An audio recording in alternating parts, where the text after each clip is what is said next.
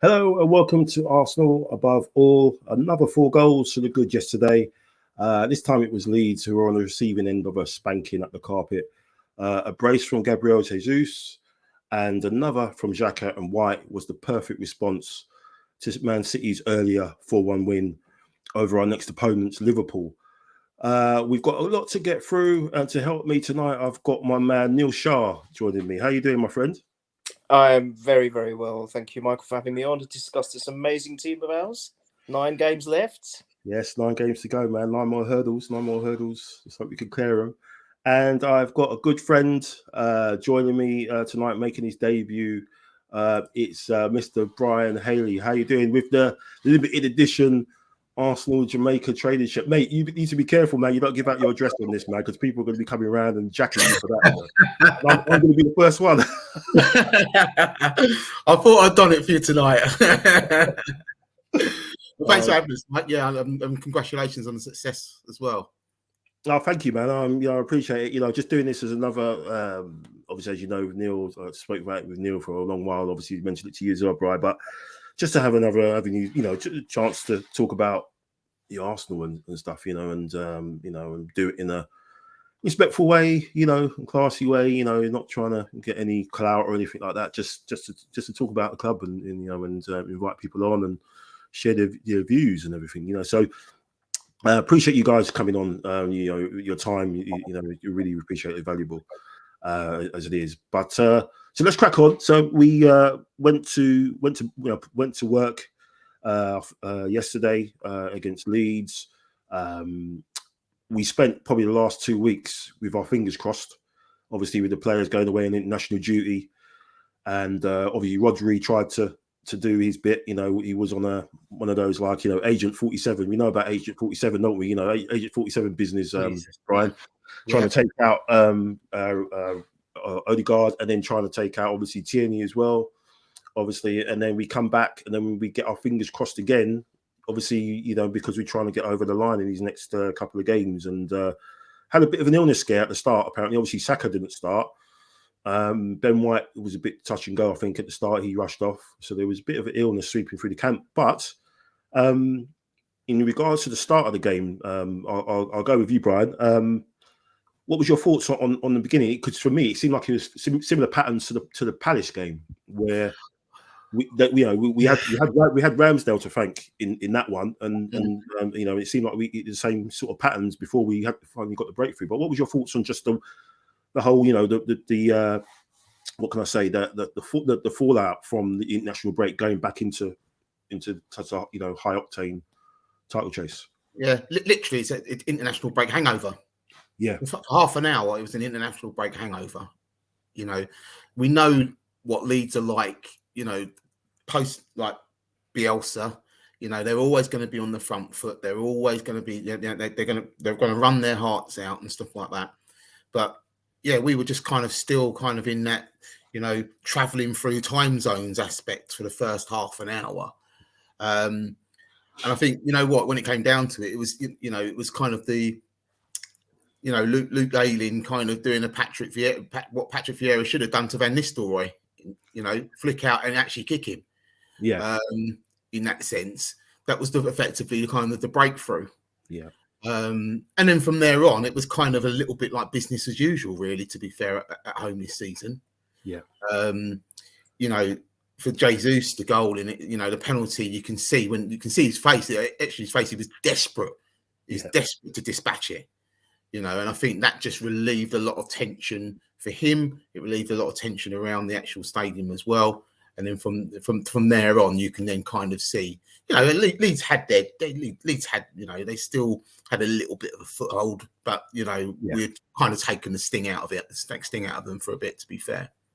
Yeah, totally agree. I mean, yeah, like you saw on Jesus' face, and obviously his reaction, of getting getting the penalty, and he actually got a great record with penalties. So it was a bit of a worry. I thought Odegaard was going to take it. Obviously, he gave it over to him and wanted him to get a goal. But Neil, is it a sign of the team's maturity? Of being in the same situation again against a team again at home with a low block. They had 6 across the back at certain points, and just managing the game and controlling the game, which is something that we labelled at Arteta. When he kind of first took over, that his Arsenal teams can't control the game, they can't game manage, and it seems like that is definitely something that's just not even thought of anymore. But what do you think of just how we controlled the game from that moment on, from when Jesus scored his penalty? Yeah, it shows amazing maturity. I think just digressing slightly, the other maturity about our team is we passed another test, yet another test that we've been asked of this season. We had potentially our best player out for illness. We didn't start. I mean, all right, he came on late, late doors, but he wasn't there to start. We didn't have Saliba, and we still won. We still scored 4 goals. Yeah, all right, we conceded 1, but we still won at a counter at the end of the day.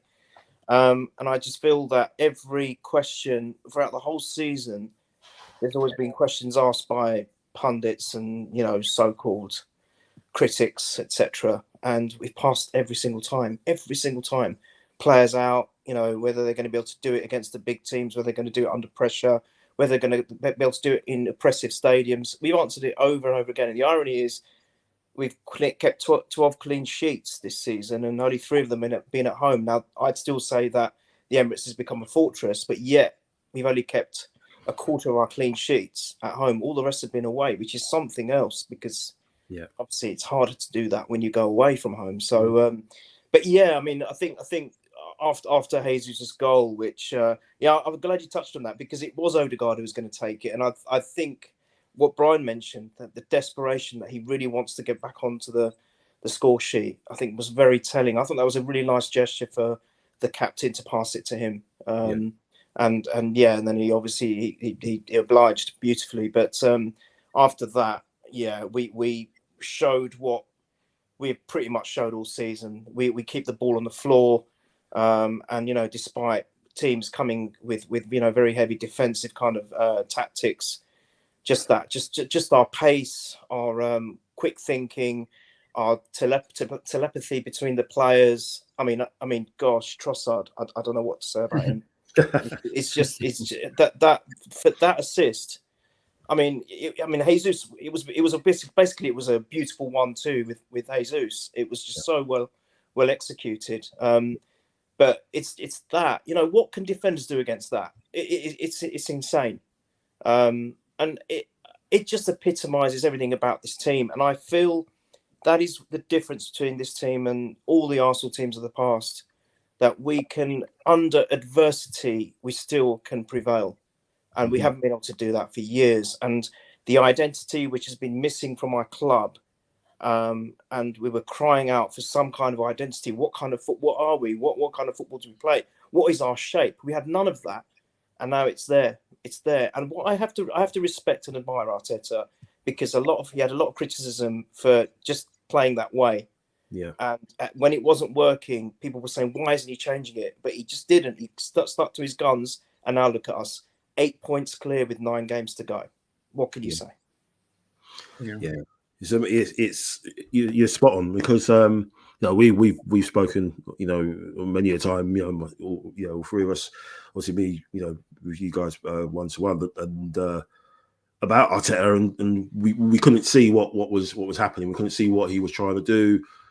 Obviously that we can see it, we can see it now, and it's you wouldn't be a fan. People are trying to say that, all right, we always supported Arteta, which fine, that's absolutely fine. But you're also you're within your rights to question things if you see it, and not just say things for the sake of it blindly. And what this guy's doing, and how he's got the team playing, and the rotations and the way they switch around. I mean, I think it was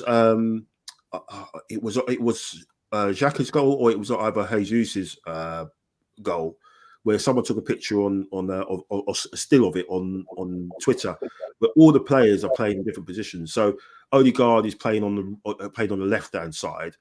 Trossard, he's playing as a number 9. Xhaka's playing as a support striker, and then Jesus is playing as a they're all in different positions. Zinchenko's playing CDM. In that snapshot, they're all playing in different positions, and it's crazy what he's done. And obviously he's had to get the back end of the club, which he has, and he's had to had the great talent ID. But which is what I'm going to just you raised it about obviously what we've done. There's some stats here in terms of we've got 72 points at the moment, and that's better at this stage than all but one of Guardiola's season title winning teams. Apart from the Centurions, the ones that got 100 points. So it's only one, that's the only team that's had more points at this stage. Liverpool also had more at this stage in 2020 when they won the league. And we've got 1 point less at this stage than Jose Mourinho's first Chelsea title win. And we know that team were just absolutely beasts. They were winning goals to nil every week. I think they lost one game, didn't they? Because they won that league after we did the Invincibles, didn't they? Chelsea, and we're 1 point behind the Invincibles at this stage as well. So one of the things that I was going to pick up later, but one of the things people keep saying, Brian, is this a fluke? And I'll ask you as well, Neil. A lot of the people in the media, we know who they are. Gary Neville, the likes, whatever, saying this is a fluke season, the World Cup and everything like that. This is like Leicester. Blah blah blah. The difference is, for me, as among a lot of other things, there's lots of differences. But for me, is that when Leicester won that league, what happened in the summer? They sold Kante, they sold Mahrez went, Vardy almost went to us, didn't he? But he bottled it. They all sort of went their separate ways. That's not going to happen with this Arsenal team if we win the league, and we're in a completely different situation to what Leicester was. But I think you touched on it before we went into the show, Brian. But this isn't a fluke, is it? This is something that the foundation has been there from last season, and we obviously fell away. But this isn't a fluke, is it? No, not at all. I think what you've got to look at is, we're the second youngest squad in the league. Yeah, I think Southampton are probably the youngest squad in the league at the moment. What that shows is that the information that Arteta is basically putting across to young players are going to absorb a lot of information. So that tactically, when you go out on the pitch, you said about the stills and stuff like that you saw on Twitter and stuff like that, Mike, it's because they're absorbing a lot of information in training sessions. Okay, to adapt the game in different ways because they're young enough to do that. They're going to take all of that on board. So what's that going to do? It's going to resonate basically on the pitch on a weekly basis on a Saturday afternoon, for argument's sake. You're still seeing with the likes of Isaka, for argument's sake, that boy sometimes looks like he's still playing in the cages. Yeah. Do you know what I mean? But that's the way. But that's him. It's just his natural way of playing football and how he enjoys it. Now he's enjoying it with the fact that he's getting tactical now. He's getting he's getting different ways of obviously of playing the game and using all of that. And it's just filtering into the rest of the players there. You can see it, and that's why we've gone to games this season, and there's just been no fear.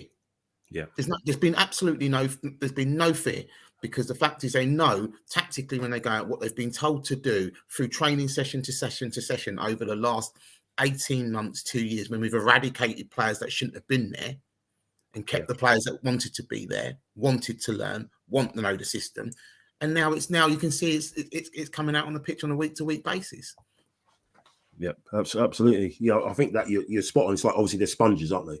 They're absorbing everything, and the good thing is that it's filtering down. With the youngsters that are on the fringes that we're hopefully going to see. People like Patino maybe coming back as well and stuff like that. But yeah, it's definitely fascinating. Again, Neil, I'm sure he's definitely a time traveler. He's seen this already. He's told us, that we're going to do the quad at some point. He's probably seen it, and so this is nothing for him. You can see, look at him, look, he's just stroking his beard. He's seen it before, man. What I mean? So, but Neil, but yeah, just so you can get your shot in against obviously those naysayers. This isn't a fluke, is it? This is something that people people are a bit upset that we're not that sort of banter club anymore. The club that people used to have a dig at and laugh at. What's your response to this is a fluke season for for the league? My response, but you're absolutely right. I mean, I think that is it. You've nailed it. It's because we're not the clown banter club anymore. Yeah, and they're missing it. They're missing all of that fun and excitement, and to have a good giggle at the end of 90 minutes when Arsenal play. How can 38 games will be a fluke? It's ridiculous. Yeah. If there's one consistent in football since the beginning of league conception, is you don't win a league by fluke, because it's a season long graft for any team that participates, and the team that comes on top, they have not fluked their way. Sometimes you can say you might have got lucky in a cup game. Yeah. Okay, you could have got lucky. You could have another team could have been all over you. It's happened. We've seen it. We were all over Liverpool in that one, and they won the last 5-6 minutes. Man United were all over us, and then we won on penalties. These things can happen, and that you can call lucky. You cannot call a league success or where we are at the moment at this stage a fluke. It's not a fluke. It's down to Brian said something which is very apt.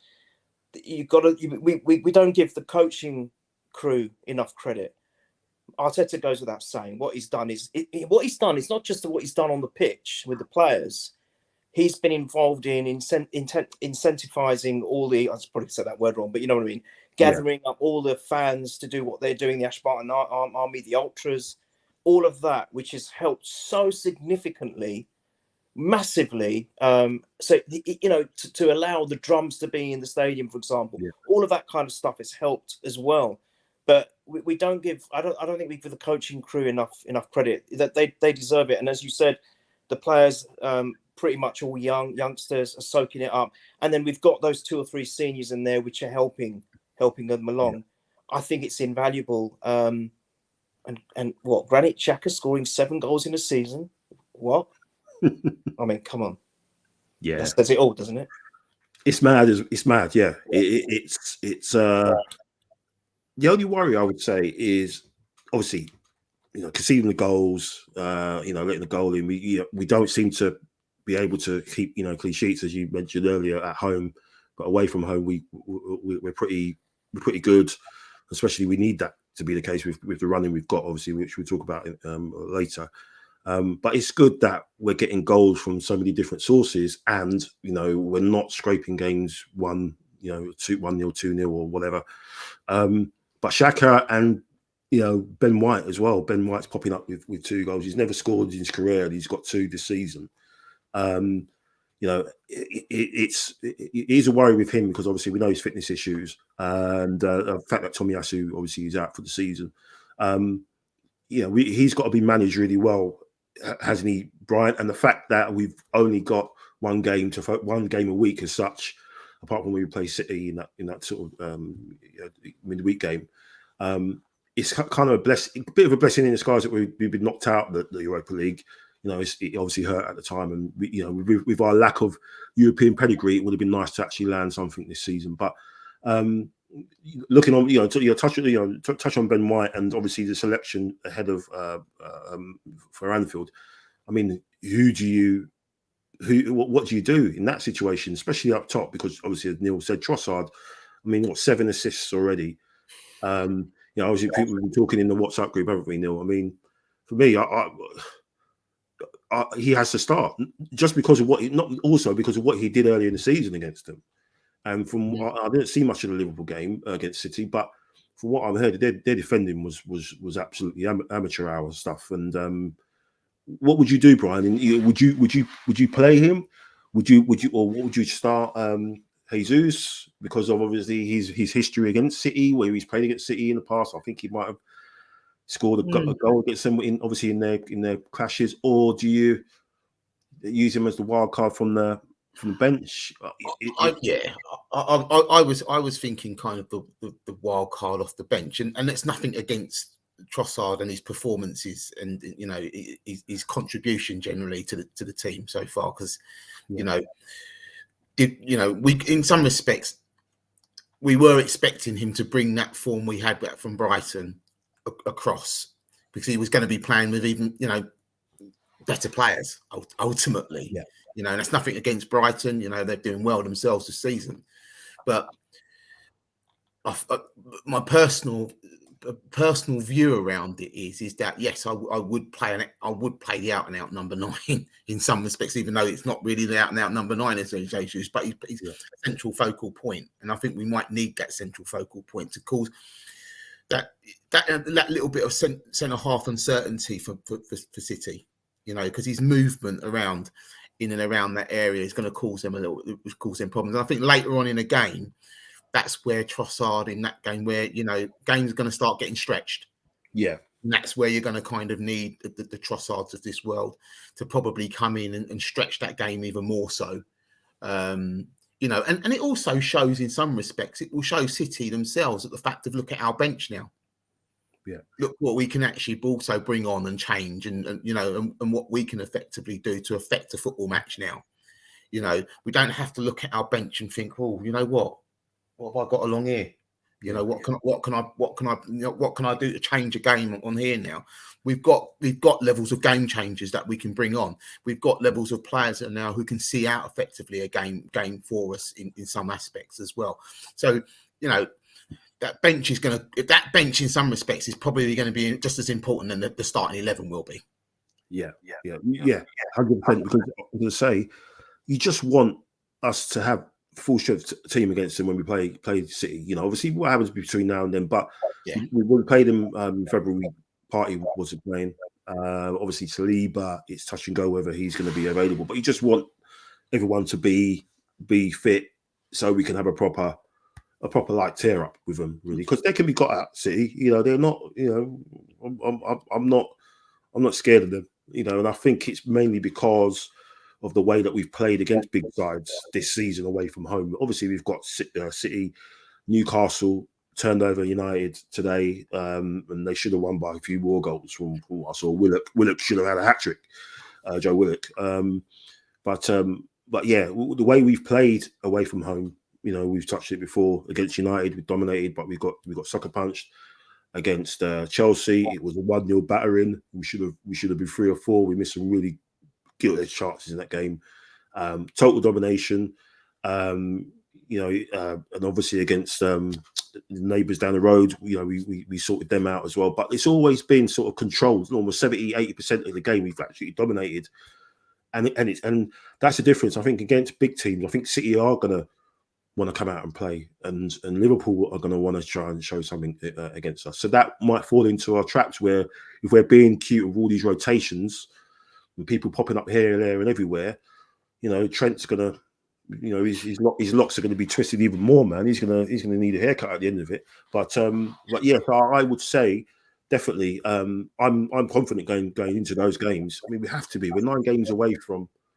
From almost sensational sort of bit of our slice of our history, what we're witnessing here, and you've got to enjoy it, man. Otherwise, you'd be like those mugs down the road that have never seen anything in like 60 years. You know what I mean? It's like, what's the point if you can't enjoy it?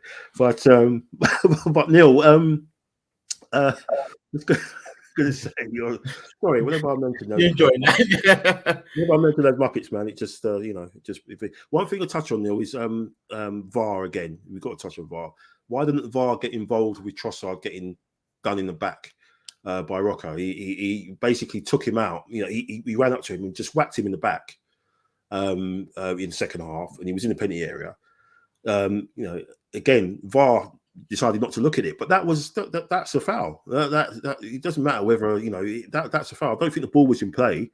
I think it was a dead ball, but I don't know whether the rules say that you can give a penalty or in that situation, because it's an infringement, isn't it? Or is it like an indirect free kick? But again, I'm sorry, Neil, I just wanted to just throw that up there just to say that they still weren't trying to help us out even in that situation. Even though people say it's match fixing or corruption that Jesus' penalty was given. I heard some people say that it shouldn't have been given. Some man sitting there saying, "Oh, yeah, they want to see this is corruption."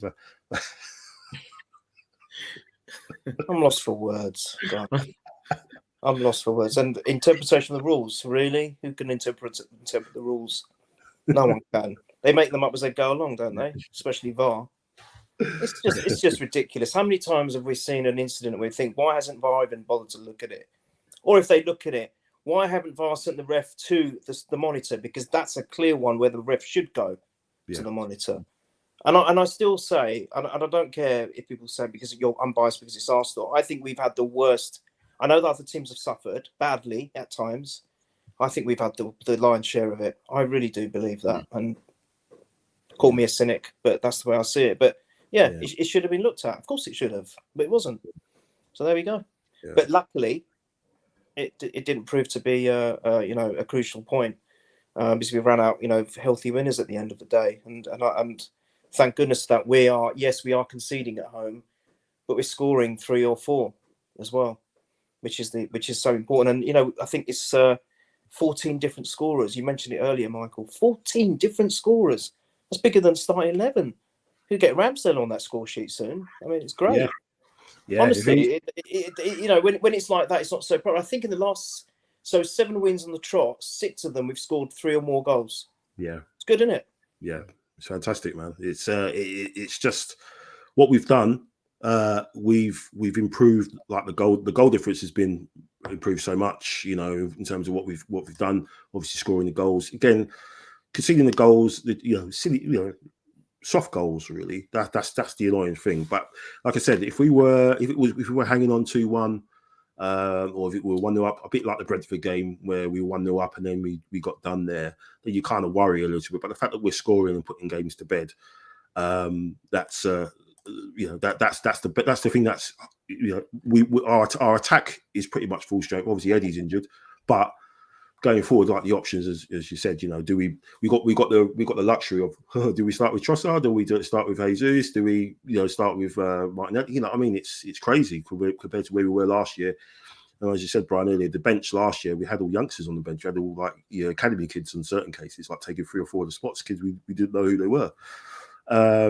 But yeah, I just wanted to have a look at this, just so we can just take it in. Really, I think we've got every right to just look at the table and where we are. As Neil said, 7 on the bounce. Obviously, after that, the City defeat, where everybody sort of said that was it. It was game over.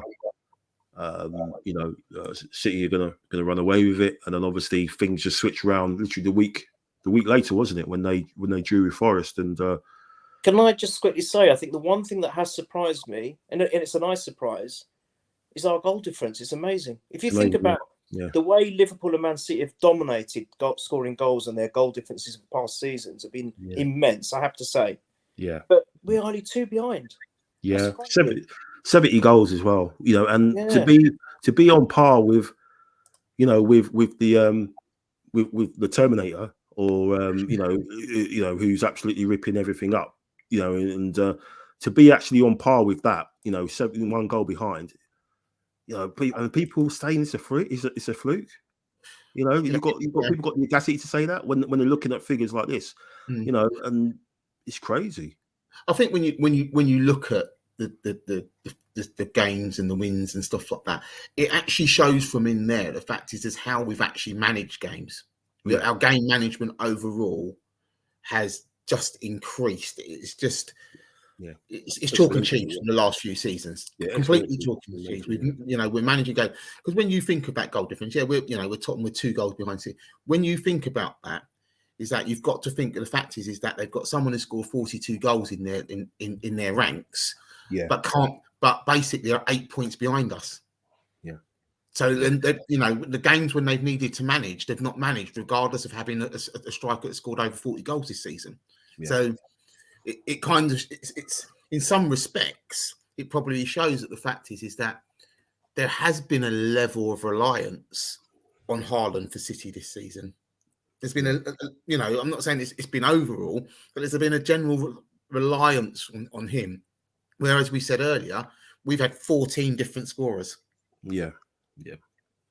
And that's the difference in that sense. They can score as many goals as they effectively want at the moment, but they've not managed the games where they've needed to manage the games, regardless of having someone who can score that amount of goals in games. Yeah. Yeah, it's a collective effort versus individual, sort of freak of nature, genius sort of thing.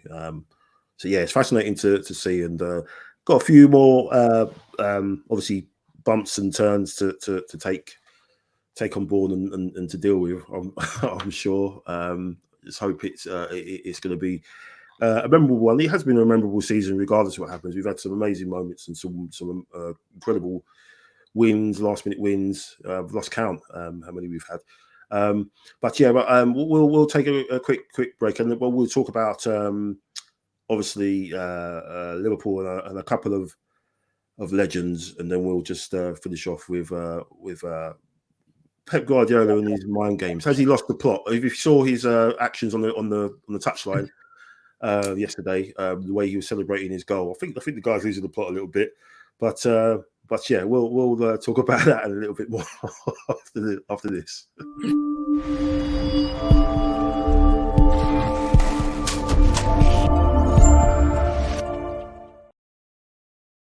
So obviously yesterday the club had a great tribute to David Rocastle, who sadly passed away 22 years ago, which is kind of insane. Those that were lucky to see him, I think we all were one of those who've seen him wearing the red and white. Obviously, there's a big generation of fans who haven't and been told stories about him. And I remember my first game at Arsenal. It was Arsenal against Middlesbrough, and he scored in that game 3-0, and that was the first time it was a midweek game. And then a few years later, I was very, very lucky to actually have a telephone interview with him. I was working for a small newspaper and called the Caribbean Times, and he was at City at the time, I believe, 1994, I think. And I had a telephone interview with him, and literally I had to talk to him. I was only allotted 20 minutes to talk to him. And obviously I was 16, 17 then. I was so nervous and talking to this legend, and 20 minutes turned into an hour, man. And he was just a gentleman. He was talking about the game. He was talking about training. He was talking about all sorts. And he was talking to me like I was a mate. Like, he was so sort of down to earth and everything and stuff. So long may he rest in peace. And it's fantastic that the club are doing so much with the initiatives they've done, the Rocky 7, I think, campaign, with helping young communities, youngsters around the community, and what they're doing with his family as well. I would love them to have a statue of him outside the Emirates at some point. I know there should be one for another man we're going to talk about in a minute. But yeah, I think it would be great if there was a statue for Rocastle as well at some point. But Brian, Neil, is there anything you wanted to say about the man? I think where I used to live, it was a very heavy sort of Arsenal fan base, and back in that kind of era when we were out playing jumpers for goalposts, basically speaking, Rocky was the person basically that people wanted to be. The way he just picks the ball up and glides past people, but he's also that tenacity and wanting to get stuck in. He had that all-round aspect of that midfielder which could actually be playing in midfield probably for us now in some respects. Yeah. Do you know what I mean? I was at Highbury the day he passed for when we beat Spurs 2-0. But the irony, and it was hard. I'm not gonna lie. It was a hard afternoon. Yeah. When the news came over the sort of the channel, and I remember that quite vividly as well. But yeah, as he was, when you look at that 89 game as well against Liverpool away, that was just that was the kind of that's the individuals that you kind of wanted in your team at the time when you're it's a level of the backs against the wall kind of things. You can look around you and can say, you know what, I'm on this team with Rocky. And I know he's going to give 100% every game he effectively plays, and and he'll do a bit of genius as well to go with it. So yeah, can't speak highly, Yeah. more highly. Yeah. Well said, man. Well said, bro. Neil? What can you say? I mean, Michael, I didn't even know about the interview that it had until on Rich's podcast. Yeah, And you put it in the chat, and I was like, wow. I mean, you've had an incredible insight into the man, and honestly, I think you'll treasure that for the rest of your days. What you see, it's very easy to throw so many positives onto a person, even people that you'd never met, and you kind of do it from what you see, but that's the only kind of benchmark you've got. But I think with him, he truly was what everyone was saying about him. What you saw and heard about him or read about him was exactly how he was in real life. And there's no bigger testament. I mean, footballing aside, I mean, yeah, it was just an amazing player. I think well ahead of his time. I think he could have walked into the side of even not just Wenger's era, but even today. I think he was so well ahead of his time. I think even George Graham probably found it difficult to understand him completely and appreciate him completely. Honestly, I do, and I love George Graham. Don't get me wrong. But I remember when I used to watch him, the few games that I was lucky to go to at that point, because my journey of going to games had just started a little bit in the 80s anyway. So I didn't go to many of his games, but the ones I did go to, I just thought, this player is just unreal. For me, I remember one of my saddest moments as a kid was when Liam Brady left in the 70s. And then you got this guy's come along. For me, he was like the next. I'm not saying they were the similar players, but in terms of what it meant to have a player like him at our great club, the day we sold him was just the most devastating day. I know he had injury issues, and he wasn't playing as much as we would have liked, and obviously he would have liked to have done. But just seeing him tear up as the car was pulling away, it broke my heart, as it probably broke every true Arsenal fan's heart. And then Brian, you so nicely you just put it, about the announcement of his passing was like, you just can't get a bigger kick in the teeth, can you? You just can't, so young as well. What, 34 was he? I don't know how old he was. He was 33, yeah. 33 even worse. So it's just awful. But the one vivid memory I have of me is not him scoring a wonder goal. I mean, I remember that one against against Schmeichel, was it? Was it Schmeichel? Yeah, I can't remember. Against United. Against Man U. Oh yeah, it was, wasn't it? It's not all of the stuff that he did there. It's when we won in Anfield, and I remember when he hugged George Graham and he closed his eyes really hard, and you could see what it meant to him. That picture alone epitomized everything he was feeling. And he was also, on top of everything else, such a great mentor to another legend of the club, Ian Wright. There are no words, but just absolute awe. Nothing but awe for the man.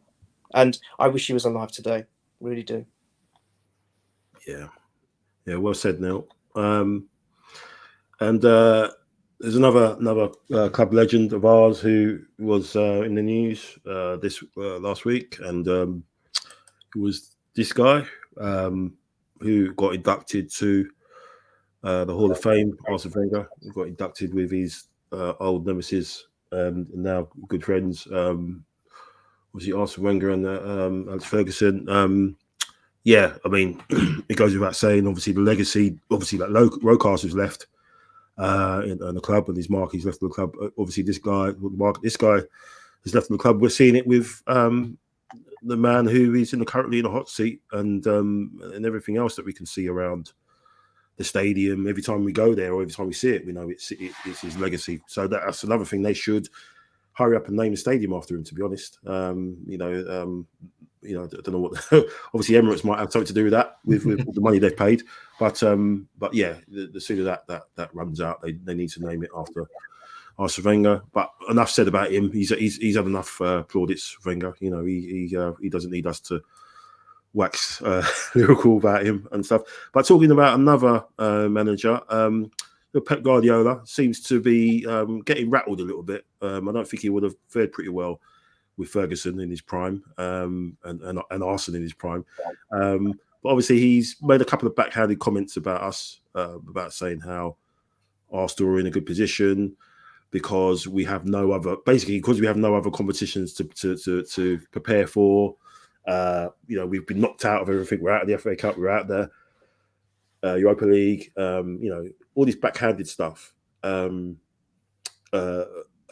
is he? And obviously you saw his reaction yesterday when he was celebrating the goal in front of the Liverpool players, which I thought was just bizarre. It was just mad. He's just proper lost his head. Does this? I think this is a bit of an insight to sort of antics he's going to be up to when we play them in a couple of weeks. What do you think, Mike? I think, you know what? I think it's quite weird. I think in some respects, I think Arteta's probably got the measure on him in these coming games to come. I think he's got the measure, because I don't think City necessarily expected us to be there in any shape or form. Okay. And particularly when we're inside the last 10 games. Yeah. Okay. And also the fact is that the gap is 8 points at this moment. I don't, and it's slightly getting underneath his skin that basically his old apprentice is doing one over on him. And he's actually taken 2 of his own apprentices with him as well to do it. You know, and I think that's where it's he's got to now kind of lean on something. And for his own sake, he's probably hoping it actually leans on his players to get the desired effect of performances through the rest of the season. But I don't think it has any bearing upon what we're doing at this moment in time. Yeah. I think Arteta's got the effectively has got the measure of that, and he's had literally just brought in 2 insiders from last season in there to even help that situation. Yeah, going forward. So I think it's more to do with his own team probably than us in some respects. And he's trying to get a tune out of those players for those last run of games that they've basically got, because as I said, we only have to play. We play every week now from now on. All we've effectively got to do is make sure that we keep people fit through training. Okay, keep them focused basically for games, and that's all. That's all we've got to do week to week basis. Yeah. They have got to make sure they're playing every 3 days. Yeah. So he's going to have to start thinking of, how am I going to rotate this? How am I going to put this into this? How am I going to manage each game? So a lot of it is getting into the heads of his own players, not necessarily to our own, because we don't have really too much to worry about. And we spoke about the blessing in disguise of coming out of the Europa League. Absolutely, it was completely out. It was a blessing in disguise for us to come out of that competition, because now you can then look at the fact of when we're going forward in the games to come, that it's the one focus, the cup final. They are, as we keep saying, or people will say, it's the cup finals. Every game's a cup final. Every game's a cup final now. And we've got effectively 7 days to prepare for each of these games. And that's, massive. I think just going forward, it's more Pep's issue than it necessarily is ours. Yeah. You think the same, Neil? He's just obviously he's deflecting. He's more worried about the rotation, the fact that Arteta's basically got the notepad, he's got the voice notes, he's got everything, he's got all the intel, and Arteta knows what's coming down the line in terms of City, because he's had his fingerprints over that as well. He was part of that. He helped build that machine. He helped. Turn them into beasts on the training pitch. People have said what he did with Sane, what he did with Sterling, whatever. So he knows that Arteta knows what's coming down the line, and he's molding something into that, a younger version, a younger, hungrier version of it. And it spooks Guardiola, hasn't it? It's definitely spooked him. Absolutely, as I think Brian was spot on when he said he's got the measure of him. 100%, absolutely spot on, Brian. I and what you just said, that is what it is. I think.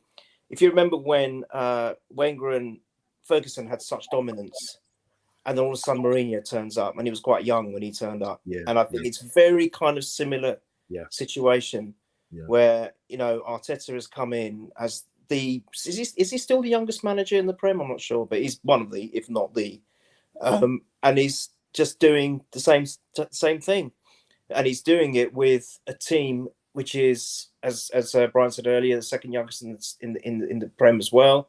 So I think Pep knows that we are not here just for one season wonders. Again, something you mentioned, Brian. It's not like it's a one season and that's it. We're here probably for a good 3 to 7 years, maybe, with this squad.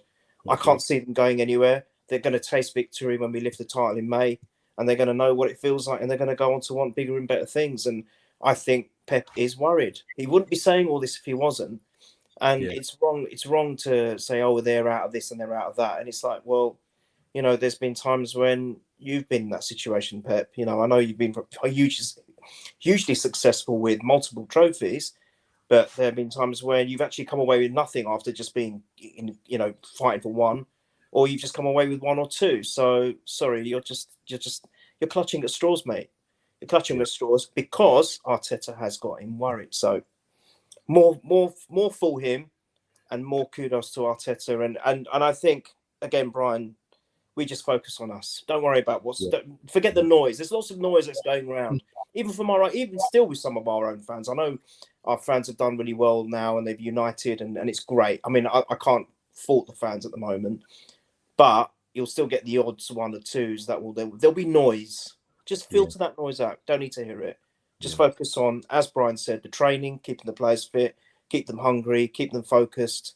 But one thing I know we have got in abundance, we don't have fear. And Saka said that himself. He said, we fear no one. And that's massive. Yeah, 100%. Yeah, great points, man. Great point, Neil, about Arteta being like Mourinho coming in and absolutely disrupting that, the axis, which was obviously, like you said, Ferguson and Wenger. It was, Guardiola and Klopp. Sort of people were, lauding them up to be the next, or even up there with those two, which it's not the case at all. But yeah, he's come in here and he's totally, pulled the rug from under everybody. Interesting time. So you guys, you feeling confident about Anfield, or what's your snapshot? What do you think's to happen? You obviously we all taking a point at least, but do you think we do more than that, or what? You know what? I think this week, as in training, fitnesses, all of that type of stuff is going to be key, because Thomas Partey's basically come back from international duty and he's obviously had a knock and stuff like that. He came off just on 60 minutes yesterday. Yeah. Mm-hmm. He needs to be looked after. As we said about Ben White again, he's going to be, to be fair, he's going to probably arguably be one of our most crucial players within in the weeks to come. Yeah. Away to City, he's going to have to use his football intelligence to play against Jack Grealish.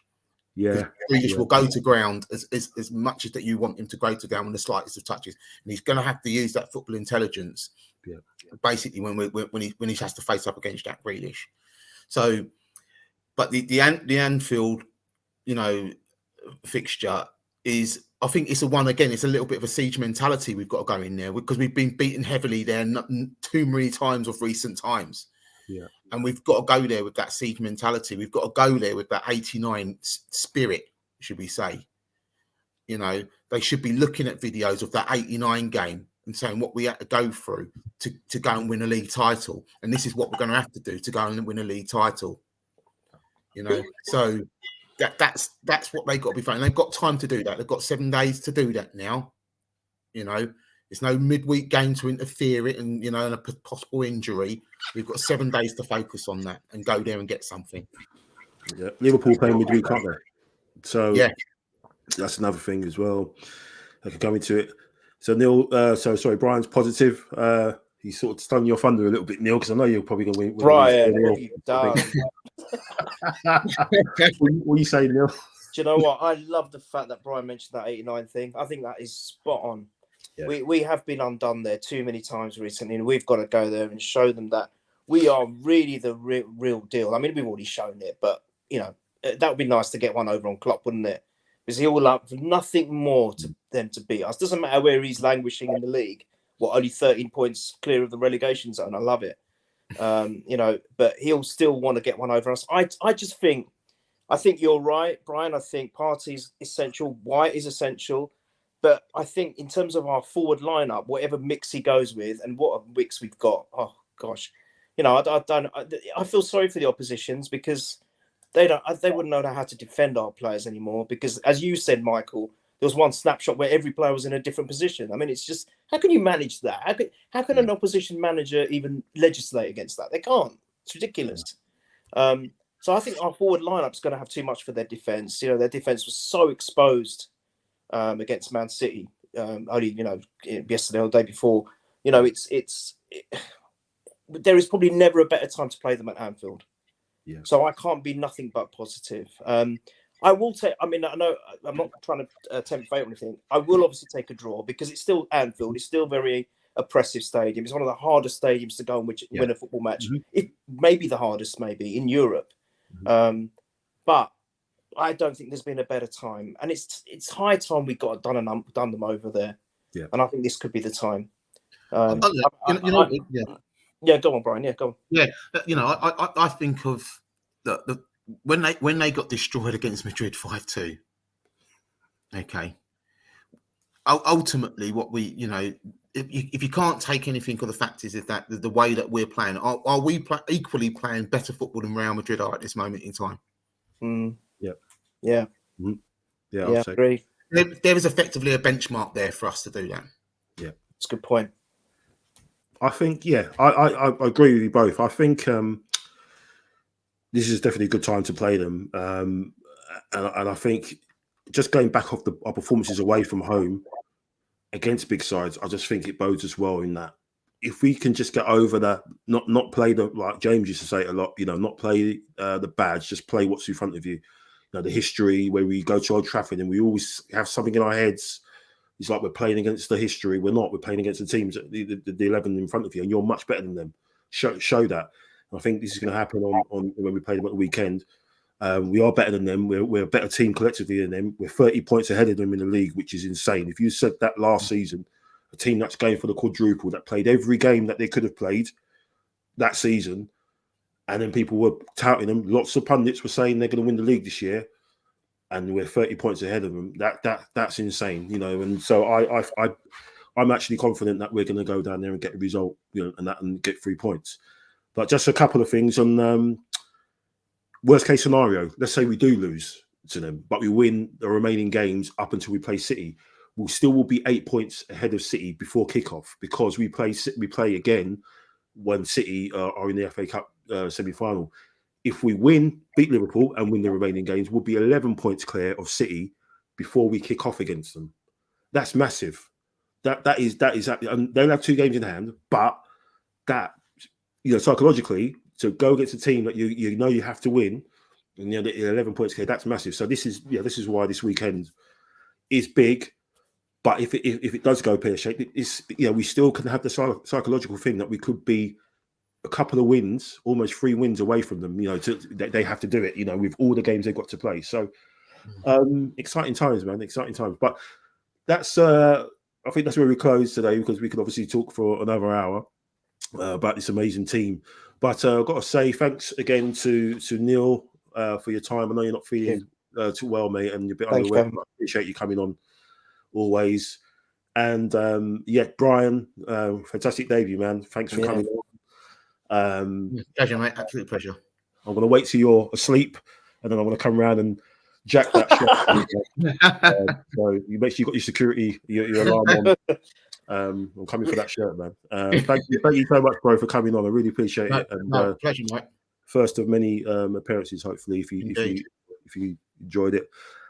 Thanks for all the likes, for the subs, for sharing the comments. Really, really appreciate it. It means a hell of a lot, obviously, doing this and talking about the club.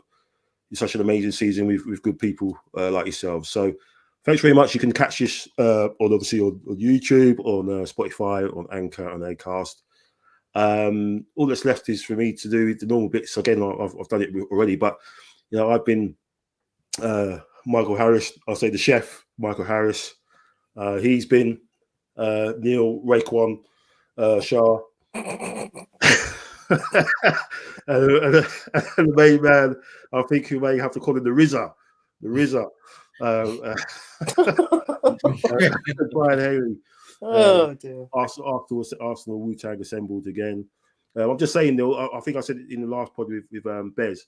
If we do win the league and the parade, when we win the league, when we meet up at the parade, it's going to be like, you know, the end scene in Avengers Endgame. Oh, all the portals come out, and he's opened up the portals, and all the Avengers are walking through. That's going to be like Arsenal, man. I'm sorry, but all over the place. We are meeting for that. Yeah, we have to do it. There's no question. Have to do it. It'd be amazing. But yeah, looking forward to that. Hopefully we can pull that off. But thanks for watching. Have a good week, and let's effing go.